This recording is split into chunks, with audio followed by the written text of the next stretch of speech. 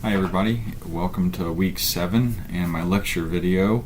I'm going to try to keep it short and sweet this week. I think that we have important ground to cover, but we're really focusing on just a couple of chapters in the text, both texts, and they're pretty concise and to the point. What we're dealing with in Potter's book is the breakdown of the party system in the United States. The Democrats split and the Whigs disappear. And then Johnson's chapter this week is really dealing with the creation of race. And I'll get to that here in a few minutes. But we'll talk about all these things in the module and in the discussion this week. But what I want to make sure you pay attention to as we do the reading and our discussions this week is you need to understand how it is that up until 1852, the Whig Party and the Democrat Party really held the country together. There was not a sectional split just yet. And why is that? And Potter, he discusses that. What ultimately causes that split? You want to make sure that you understand why the Democrats split north and south and the Whigs disappear. And then finally, as I said, Johnson talks about the creation of race. An interesting concept. You want to make sure that you understand that in reading Soul by Soul this week. All right, with that, let me jump in here. What does Potter mean when he says that the Whigs and the Democrats hold the nation together? Well, we have national parties, and of course each party has its own agenda, has its own interests, not only nationally but at the state level. So the party has to work together at the state level. They need the support of the National Party, and the National Party needs the support of the state party. So each party has enough in common that, leading up to 1852, they're able to do that. They're able to work together. But after that, after slavery has entered the scene, as we've learned over the last few weeks, slavery really starts to divide the parties, makes the parties struggle to keep that alliance, right? Northern Whigs versus Southern Whigs, or Northern Democrats versus Southern Democrats, and Whigs internally are becoming a party of anti-slavery. So how do they, get support from the South? When their agenda, their platform increasingly focuses on slavery and its demise.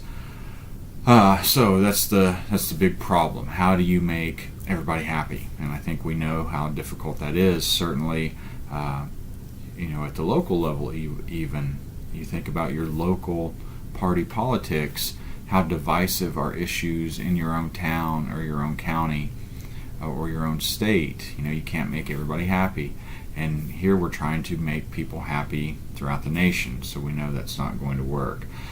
Franklin Pierce is the Democrat that's elected in 1852, and as Potter and other historians point out, he's kind of the last to be elected with bi-sectional support. So he gets support from the North and the South, the Democrats in the North and the South, and easily becomes president in 1852.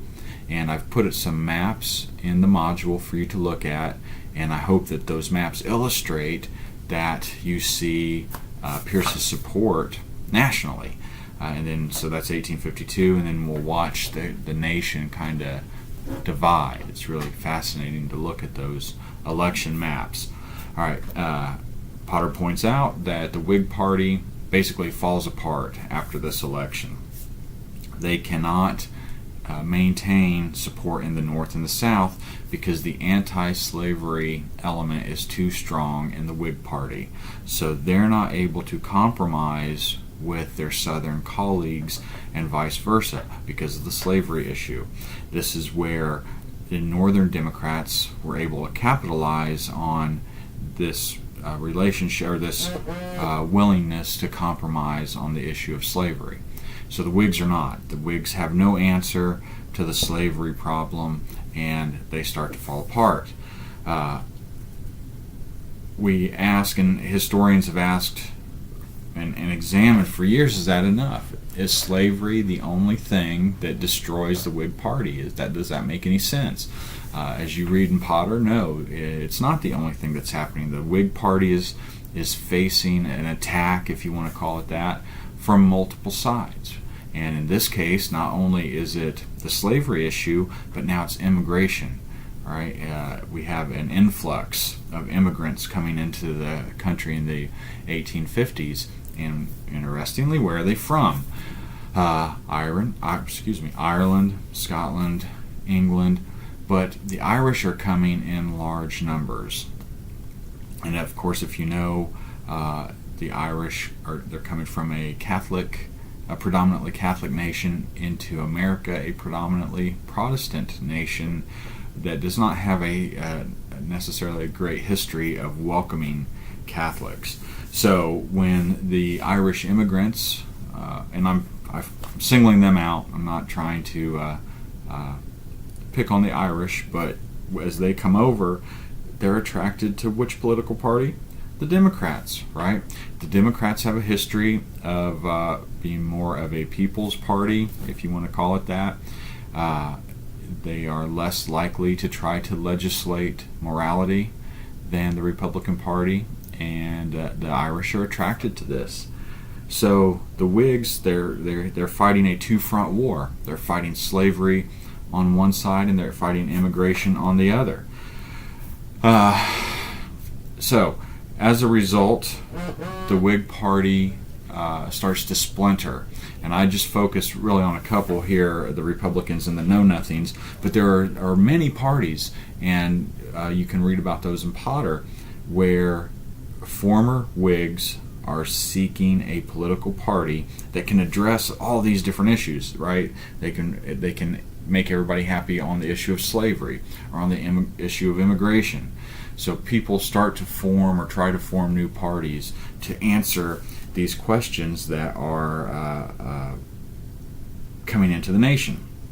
The Know-Nothing Party, as I mentioned, this is a party that's really created by what we call nativists, or people that are kind of anti-immigration. They believe that native-born Americans should be the priority, and they don't want to cater to immigrants coming into the country.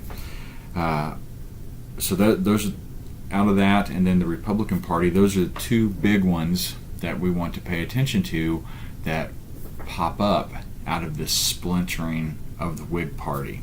So be sure you understand what those are. It's pretty self-explanatory, and Potter does a good job. So I won't beat a dead horse here. But we move on into the presidential election of 1856, and the result of that election is really telling for the future of the nation. The Know-Nothing Party basically is gone. It melts, and Know-Nothing supporters find their way into the Republican Party or other parties, but ultimately it's gone after 1856. And again, I have an election map in the module for you to look at to see how now the nation is kind of split, with the Republicans holding pretty strong. They're going to hold pretty strong to the north, and Democrats are going to hold strong in the south. And you'll notice in that map, we're far north. What ultimately will be some what we would consider northern states are still largely Democrat at this time. But James Buchanan is the winner of 1856, and the Whig Party doesn't even field a candidate in 1856. It's gone, and we kind of see what's on the horizon for the election of 1860. I also put that map in there with a spoiler alert. You'll notice that when you look at that map, you're going to see what happens in the next presidential election, but I think we all probably know that. So I think that's really all I want to talk about on Potter. I hope that it's clear. I know we kind of glossed over some of these additional political parties, but I think you really need to focus in on the Know-Nothings. They had some strength, and the Republicans obviously come out of that fracturing of the Whig Party. And then the Democrats, of course, hold the South. So be sure you read Potter, and we'll discuss that a little bit more in the discussion for this week. Let me touch on Johnson real quick. An interesting chapter where Johnson is really talking about race. Slavery has become a black-white issue. It wasn't always so. Slavery in the United States and throughout the world has not always been based on race, but of course in the American South, particularly by the antebellum period, it's definitely a racial issue. It's a black-white issue. Johnson points out accurately that this system has to be recreated over and over and over. Slaves have to be identified for their race, and slave owners or slave buyers, in doing so, they are also confirming their race, right? They're establishing the identity of each group. So I want to really think about that as you read Johnson this week, and how does that happen? What does he mean by creating race? What are the slave owners, the slave buyers, even the slaves themselves doing? He breaks it down into, skin color. The darker the skin color, there are some stereotypes associated with a darker skin color. There are some stereotypes associated with a lighter skin color. What are those? So based on that skin color, how do white slave owners and slave traders define or label those particular slaves? And also, how do slaves label themselves? What's the goal? Do they recognize this labeling? Of course they do.